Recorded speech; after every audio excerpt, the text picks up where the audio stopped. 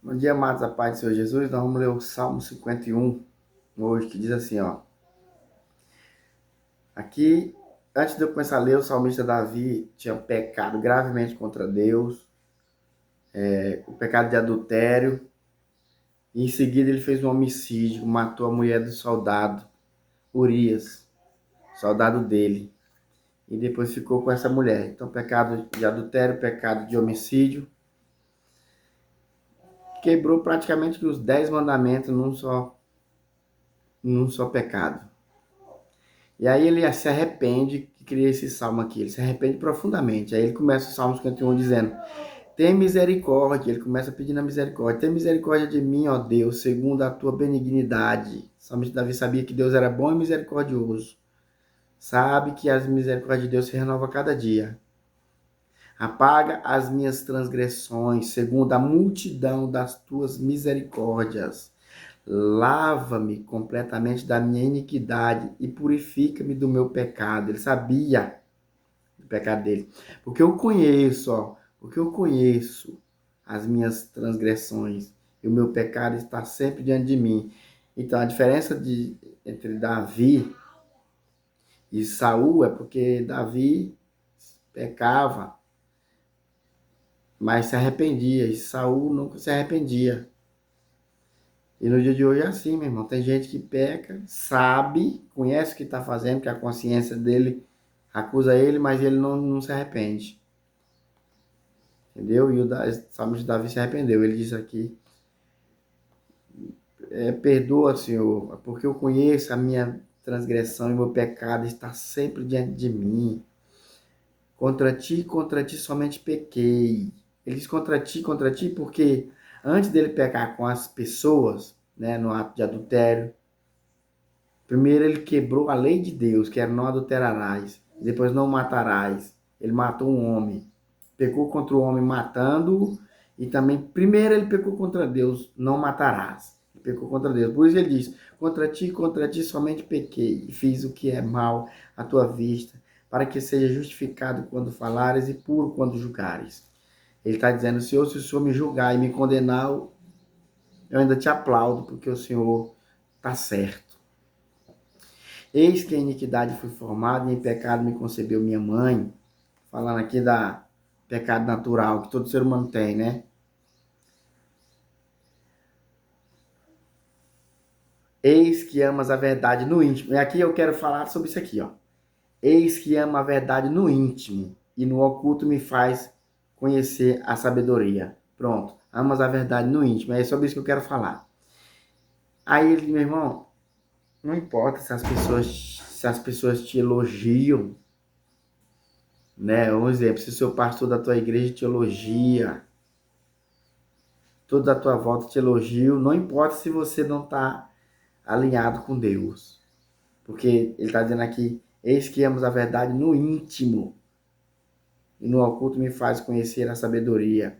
Porque perante os homens, Davi estava assim, ó. Nossa, que rei bom.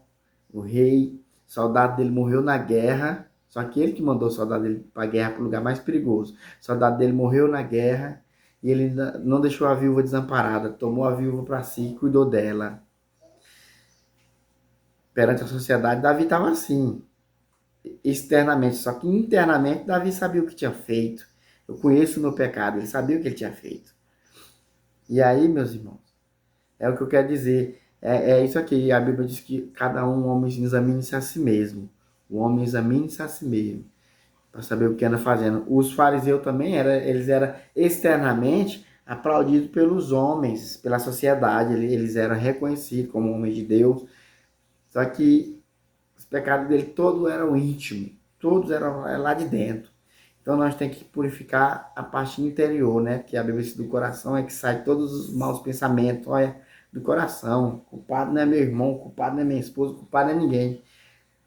O culpado não é meu pastor, o culpado não é ninguém. O mal está dentro de você, de mim. Os corações saem os maus pensamentos, nós temos que lutar contra isso, nos purificando, pedindo a Deus aí, ó.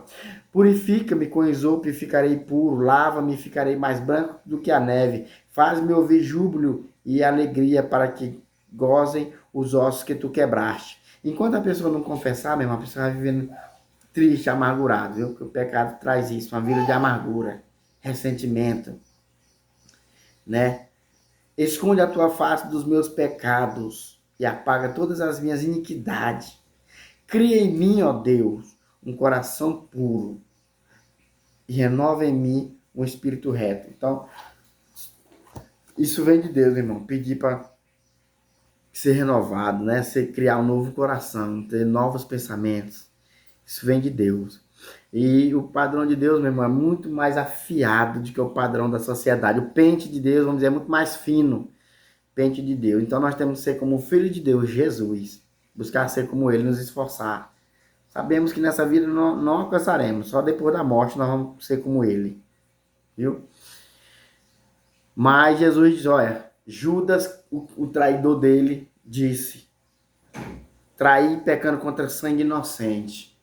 Os soldados que o traspassaram disseram, verdadeiramente esse homem é justo.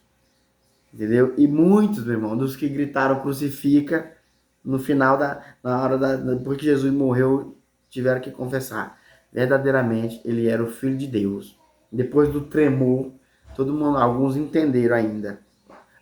Muitos entenderam, esse verdadeiramente era o Filho de Deus. Então nós temos que viver uma vida assim, porque Jesus diz na Bíblia, na palavra dele, nem todos que me dizem Senhor, Senhor, entrarão no reino do céu, mas aquele que faz a minha vontade. Então há uma diferença entre as pessoas te elogiarem e você ser de verdade para Deus. E no final nós temos que ouvir aquela voz: vinde bendito do meu Pai, e possuir por herança o reino que te foi preparado desde a fundação do mundo. Amém? Nós temos que buscar pedir a Deus um coração reto, justo. Porque o nosso coração, meu irmão, só Jesus, viu? Amém? Que Deus abençoe você e toda a sua família em nome de Jesus.